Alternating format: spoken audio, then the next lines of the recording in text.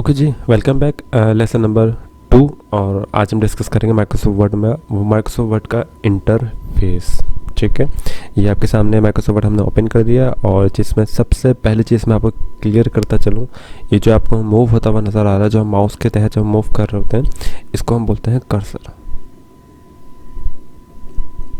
ठीक है, और जब हमने कर्सर लिखा है तो ये जो आपको स्टिक नज़र आ रही है, जो ब्लिंक हो रही है, इसको हम क्या बोलते हैं? इसको हम बोलते हैं इंसर्शन। ओके, ये जो आपको स्टिक नज़र आ रही है, इसको हम इंसर्शन बोलते हैं, और जो माउस मूव हो रहा है, इसको हम बोलते हैं कर्सर।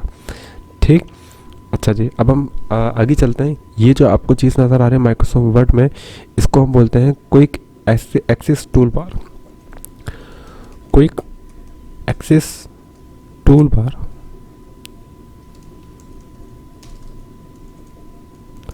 ठीक है, ये आपके पास कहलाता है क्विक एक्सेस टूल बार। उसके बाद हमारे पास यहाँ पे जितने भी आपको नज़र आ रहे हैं, home, insert, draw, design, layout, reference, milling, review, view, ये मेरे पास बेसिकली क्या कहलाता है? हेल्प। ये बेसिकली कहलाते क्या है? ये सब हमारे पास कहलाता है टैब्स। यानी कि अगर एक होगा तो टैब, अगर एक से ज़्यादा है तो हमारे पास क्या हो जाएगा? टैब्स हो जाएंगे। ठीक है, तो ये हमारे पास सब क्या कहलाते हैं? टैब्स कहलाते हैं।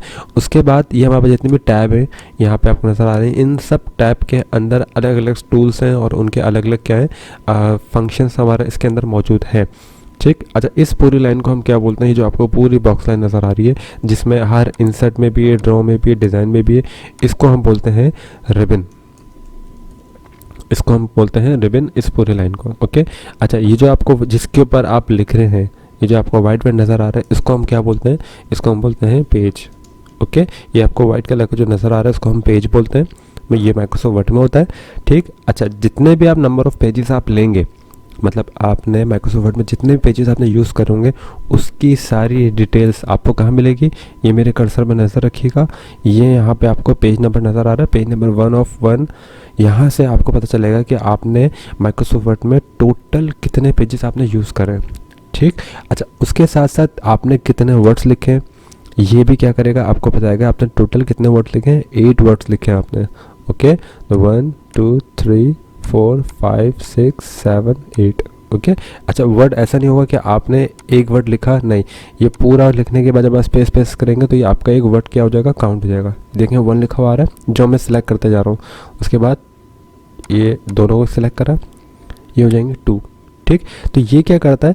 ये आपको बता रहा है कि आपने माइक्रोसॉफ्ट वर्ड में टोटल कितने वर्ड्स को आपने यूज़ करा है। ठीक, अच्छा, ये हमारे पास मोड्स कहलाते हैं कि आपने माइक्रोसॉफ्ट वर्ड को किस तरह से आपने इसको व्यू करना है। ये वेब लेआउट है, प्रिंट लेआउट है, और ये रीड मोड है। ये सब चीज़ें मैं आपको अगली क्लास में करके दिखाऊंगा। अभी जस्ट मैं आपको इंटरफेस के बारे में बता रहा हूँ माइक्रोसॉफ्ट वर्ड में। ओके, अगर आपने इस पेज को जूम करना है, इन करना है, तो इसके लिए वहाँ पे यहाँ पे फंक्शन मौजूद है। प्लस करेंगे तो जूम होगा, माइनस करेंगे तो बैक जूम होगा। स्टैंडर्ड पेज का साइज़ जो होता है वो क्या होता है? 100 होता है। ठीक है, ये थी हमारी बेसिक माइक्रोसॉफ्ट वर्ड की इंट्रोडक्शन क्लास, जिसमें हमने इंटरफेस के बारे में डिस्कस किया माइक्रोसॉफ्ट वर्ड में। मिलते हैं इंशाल्लाह लेसन नंबर 3 में। जब तक के लिए अल्लाह हाफिज़।